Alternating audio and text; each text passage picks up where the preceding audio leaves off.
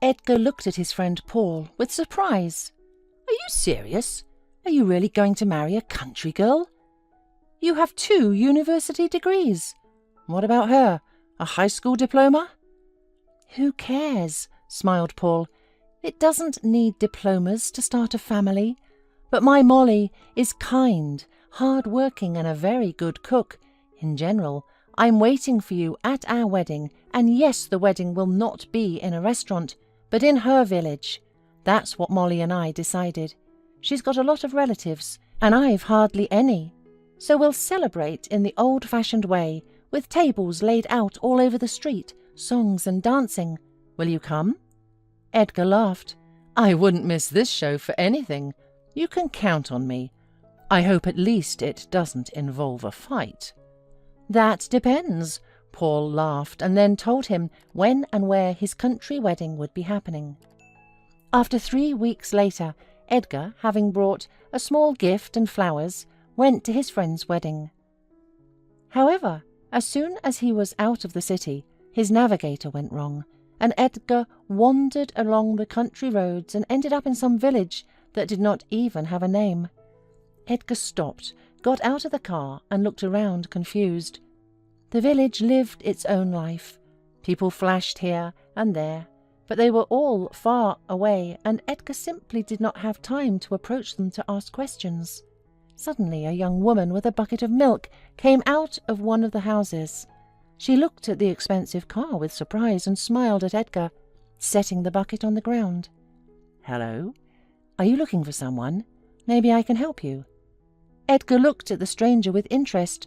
She looked about 25 years old, maybe a little more, slim, statuesque, beautiful. She held herself lightly and at ease. Edgar's silence was somewhat prolonged, and he realized it when a woman raised a thin black eyebrow in puzzlement. "Yes, I'm sorry. I'm here for the wedding, and I think I got lost." He hastened to explain the situation and called out the name of the village he needed. "Ah, I see. You missed the country road that leads there. Now you have to go back to the big crossroads, and there you need to turn right. And in 2 kilometers, there will be the village you are looking for." "Thank you. May I ask what your name is?" asked Edgar, unable to just walk away from this lovely stranger. The young woman introduced herself as Alice, and then added that she would have gladly chatted with him some more, but that she had to rush to the farm to feed calves. "Do you work there as a milkmaid?" Edgar asked in surprise. "No, my mother is the milkmaid, and I just help her. All right, do you remember the way? I really should be going." And the woman easily picked up the full bucket and quickly walked out of sight. Following Alice's advice, Edgar quickly found the right road and soon found himself drawn into the merry bustle of the village wedding. Paul greeted his friend with a smile. "Well, are you ready for an adventure? Now we're all going off together to get the bride, only according to local tradition, we'll have to go into the houses we meet along the way, sort of like a groom looking for someone to marry." "I thought we were going in cars," Edgar wondered. "Drop your city manners," laughed Paul. "I promised you an unforgettable adventure, and there's no way we're getting behind the wheel, because we'll be served drinks in every house. To refuse them would be to offend the owners. I can't drink too much. After all, the groom is the main person at the wedding, after the bride, of course, so you'll have to take the rap for me." Yep, that's something Edgar certainly didn't expect. In fact, on the way to the bride's house, they had to look in every yard.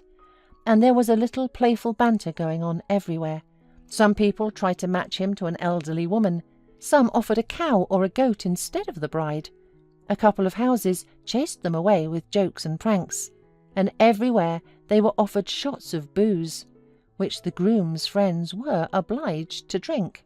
The crowd grew like a snowball, and when they reached the bride's house, there were about 50 of them. But the adventures of the groom and his friends did not end there. They still had to ransom the bride. Only then the merry crowd piled into the bride's house, and the groom was finally able to see his bride. Within an hour afterwards, the bride and groom became husband and wife. Their wedding lasted 2 days. The third, Edgar, like many other guests, slept it off, and then together with Paul and his young wife returned to the city. 2 months passed. Edgar's life returned to normal, and he remembered Paul's wedding with a smile, realizing that he would never have such an adventure again. His only regret was that he had missed the opportunity to get to know Alice better. The young woman had caught his eye for something.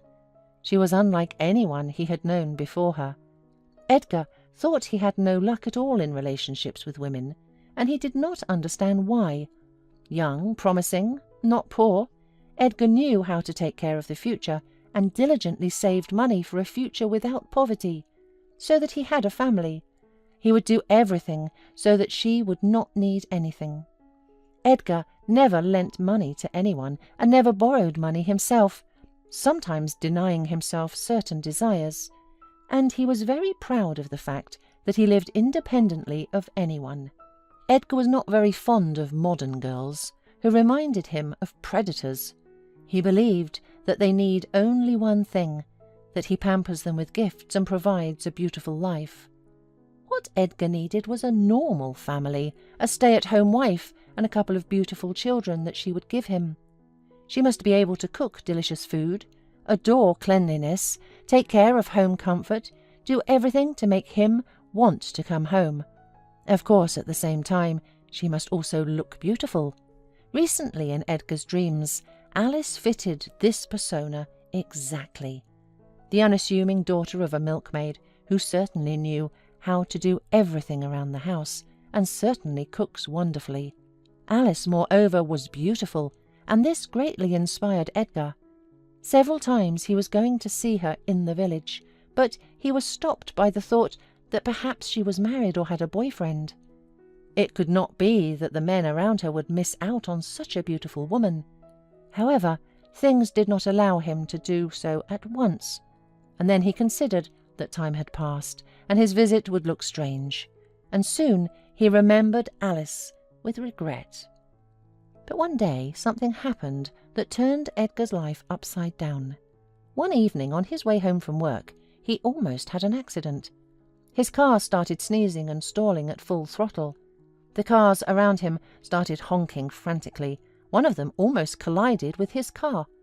Edgar quickly switched on emergency lights and managed to park on the side of the road. After catching his breath and calming down a bit, he called a tow truck. When the car was sent for repair, Edgar decided to save on a cab and get home on foot, especially since he only had 2 blocks to walk. The closest way was through the park. Twilight fell on the city. Edgar walked quietly, thinking about how much it would cost him to repair his car. Suddenly, 3 dark figures loomed in front of him. "Hey, man, have you got a smoke?" asked one of the guys in a husky, chilly voice. "I don't smoke," Edgar answered with a challenge. "Well, give us some money for a packet of cigarettes then," grinned the other guy. "Why don't you guys go on your way? What do you need trouble for? I've been in the karate class since I was a kid, and I'm not accustomed to be ceremonious with my opponents," said Edgar, realizing that a fight was imminent. Without thinking twice, he struck first, but in a couple of minutes he was lying on the pavement with his hands covering his head.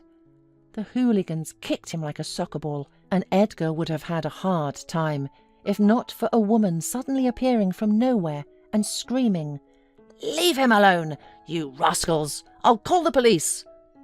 But the threat of the woman did not embarrass the hooligans, and then she did not hesitate and rushed at them, waving her purse, calling for help along the way. Now the guys got cold feet and ran away, and the young woman leaned over to Edgar, asking him sympathetically about his well-being. He recognized her voice at once, and then, through the cloudy veil, he saw such a familiar face, for he had imagined it hundreds of times in his dreams. "Alice," he whispered with pursed lips, "do you remember me? A couple of months ago, I was on my way to a wedding. My name is Edgar." "Oh, I remembered you," Be patient. You need to go to the hospital right away. You probably have a concussion. Only if you come with me. I don't want to lose you again. Edgar wanted to rise, but Alice categorically forbade him to do so. All right, I'll go with you, especially since I won't relax until I know that you're all right. Already in the hospital, it turned out that Alice's assumptions were correct, and Edgar had to spend some time in the hospital. Alice often visited him, always bringing him something delicious and taking care of him.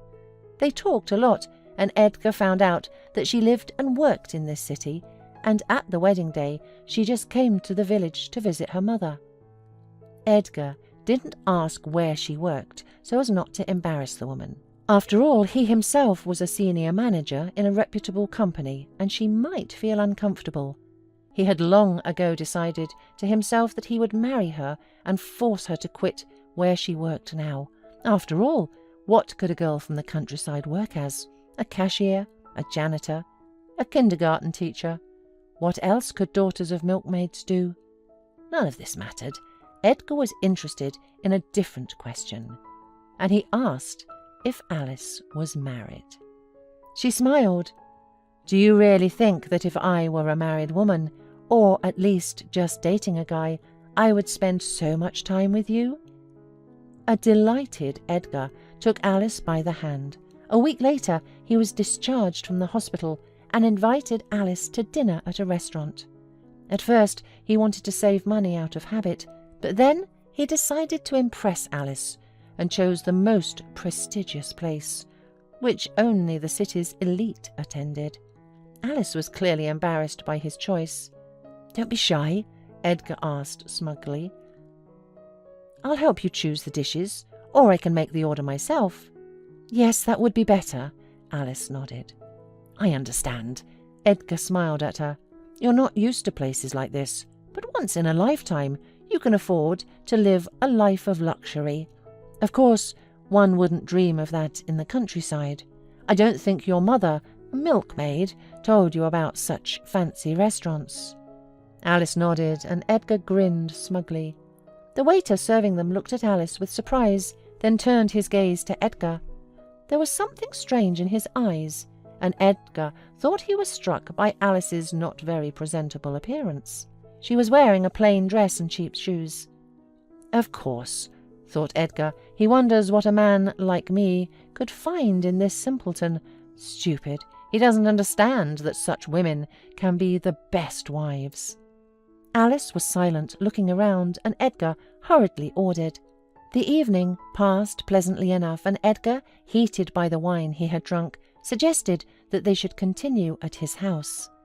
I don't think we know each other well enough for that, Alice smiled. She was clearly embarrassed by his suggestion. On the contrary, Edgar parried, I've gotten to know you very well in all the time we've been talking, and I think you're right for me.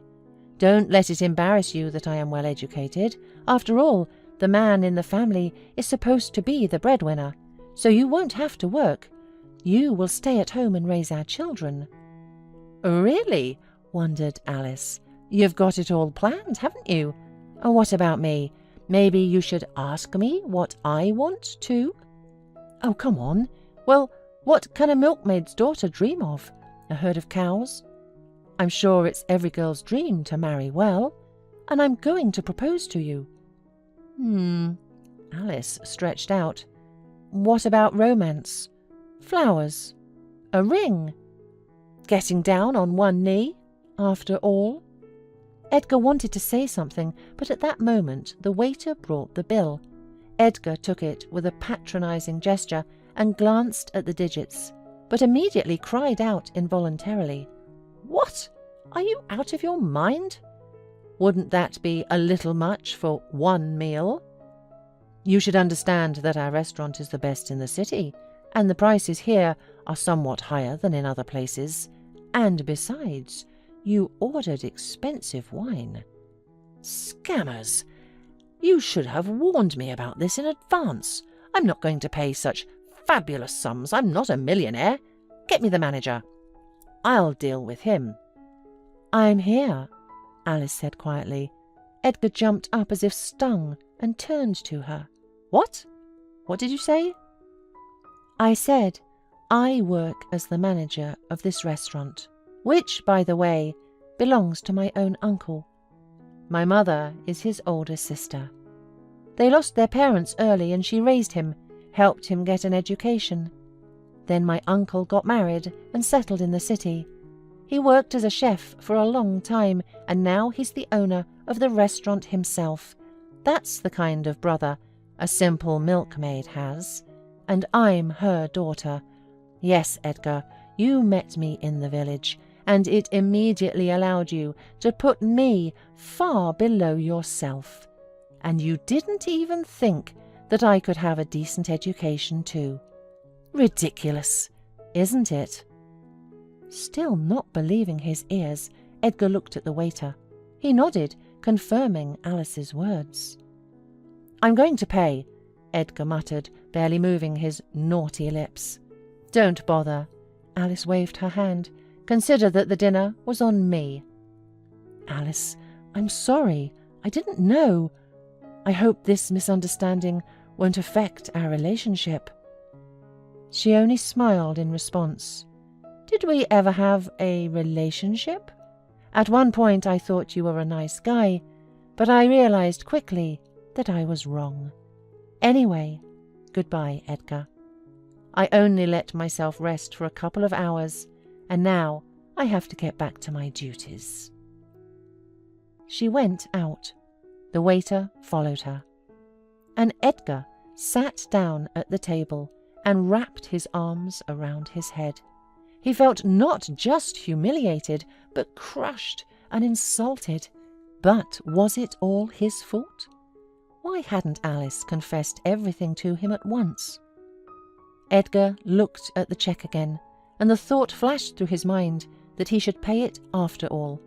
But his usual stinginess got the better of him again, and he just left the restaurant, promising himself to forget about everything. After all, there are plenty of girls around, and every one of them dreams of a groom like him. And one day he would find one who would admire him. He did not notice that Alice was standing by the window of the restaurant, looking at him mockingly. She knew for sure that a man like Edgar would never have real happiness.